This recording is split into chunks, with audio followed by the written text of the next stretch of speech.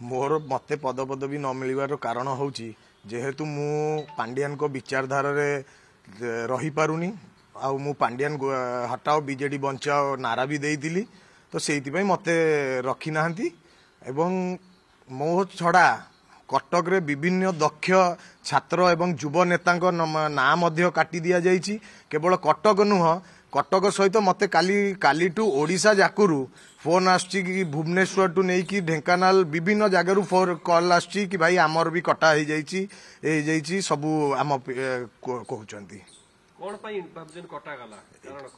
कोन स्पष्ट भाव में जना पड़ी आमे पांड्यान विचारधारा को विरोध करछु। आम नेता होचंदी नवीन पट्टनायक नवीन बाबू जाए आमर आमे गोटे कथा सुनिया को पाउछु कि सोशल मीडिया चेक होची सोशल मीडिया तो आपण देखंतु जेबेटू आमर सरकार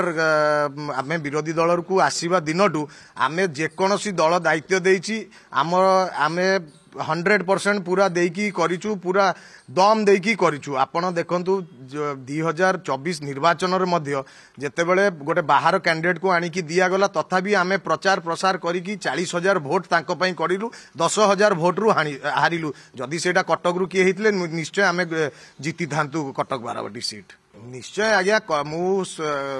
वर्तमान कटक 12 कथा कहबी। कटक 12 रे जो 7-8 कॉलेज अछि जो किए वर्तमान दायित्व नब आमे भी अपेक्षा करिकी रहिचु किए कहार किए सक्षम अछि आसिकी दायित्व नौ आमे भी देखिबु किए कैंडिडेट दउची आगामी दिन जत निर्वाचन हब किए कैंडिडेट दउची किए जितौची आमे भी देखिबु। वर्तमान आमे जा खबर पाउछु किछि ना एमतिया जाइछि जी माने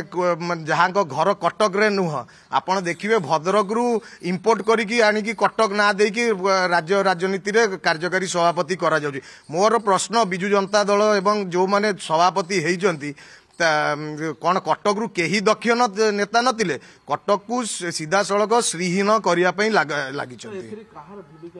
आगे एटा पूरा पूरा पांड्यान को प्रभाव रे ये कमिटीटा हेइछि आज्ञा नाहांती कुआ होछि किंतु पछपटे सब अछंती पूरा।